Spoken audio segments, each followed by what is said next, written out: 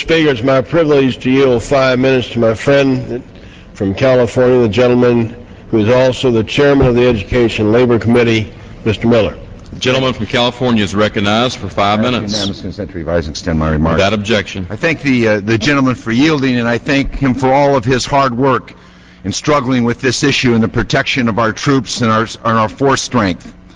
But I rise in strong support of this bipartisan resolution regarding the Iraq War. I rise in strong support of this resolution to say to the President, no more. I rise in strong support of this resolution to say to the President, your policy is wrong. Yes, you've tried the surge before, and the surge has not brought peace to Iraq. It has not brought an end to the insurgency. It has not brought into the sectarian war that is going on in that country every day. Yes, this is the fourth time the President has tried this policy, and it has not worked any of those times.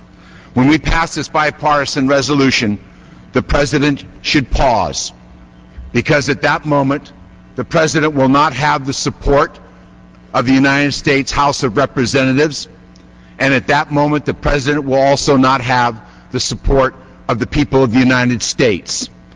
And the President better think long and hard about if he really believes that he should commit these troops, continue to commit these troops without the authority of the people, without the authority of this Congress. Speaker, members of the House, American men and women have been fighting in Iraq they will soon begin their 5th year. And for 5 years they have done all that we have asked them. But what we have asked them to do cannot be accomplished by the military. We have known for some time that Iraq now requires a political solution, and it requires the Iraqi government, the Iraqi people, the Iraqi society and the communities to take hold of their country and to decide whether they want a future of continued sectarian violence or whether they want an orderly society. They must make that decision.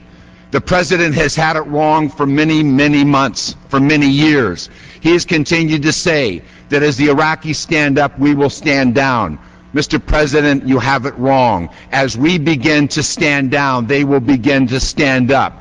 The fact that our military troops are on the streets of Baghdad and Anwar Province and elsewhere enables people to continue a level of violence that randomly and wantonly takes the lives of men, women, and children, innocent bystanders, for almost no good reason at all. No good reason at all.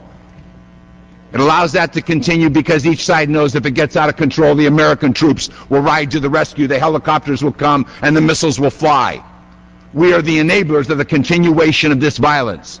Once they have to take responsibility for their actions, once we leave, this is no longer an insurgency. This is crime on crime, Iraqi against Iraqi. And somebody's got to take the responsibility for that, and that will not be us. We will not be able to bring it to an end. The Iraqi government will be. The time has come for our troops to leave. The time has come for us to understand that we cannot cure what is wrong in Iraq.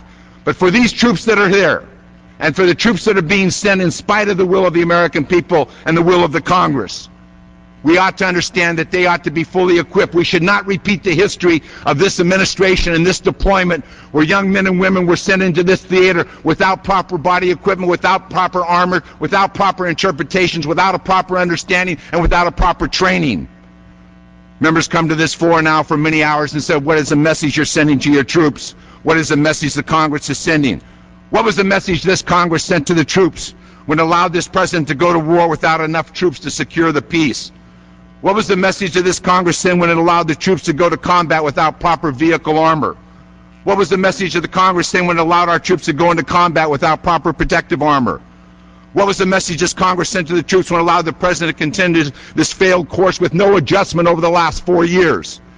And what was the message we sent to the troops when it allowed the president to effectively draft American volunteers by continuing their tours, shortening their time at home, shortening their time with their families, and sending them back without proper training, shortened training, and without proper equipment? We cannot do that to the troops. And the message of this resolution is we're not going to do that. We're not going to do that.